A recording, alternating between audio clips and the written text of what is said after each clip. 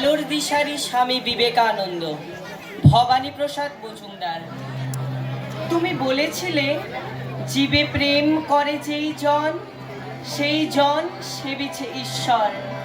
কাউকে বলনি তোরা নিচু যা, যা যা দূরে যা, ঈশ্বর।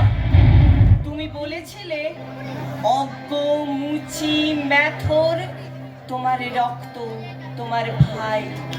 তাই আজি এই বিপদে সবাই তোমার প্রেমের স্পর্শ পায়। তুমি বলেছিলে আলো নিয়ে এসো, সকলের কাছে আলো নিয়ে চলো।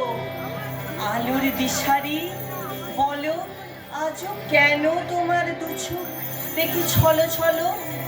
তুমি বলেছিলে টাকাতে কিছুই হয় না, নামেও না যশেও নয়, বিদ্যাতেও কিছু হয় না, শুধু ভালোবাসাতে সবই হয়। তুমি বলেছিলে সত্যের জয় হবেই হবে, আজ হোক কিংবা কাল হোক। সত্য ধর্ম পবিত্রতা অবিনশ্বর, তার আলো ঠিক পাবেই লোক। তুমি বলেছিলে তোমরা সবাই পড়েছ মাতৃদেব ভব পিতৃদেব ভব। আমি বলি দরিদ্র দেব ভব মূর্খ দেব ভব, এদেরকেই দেবতা মেনে ধন্য হব। নমস্কার।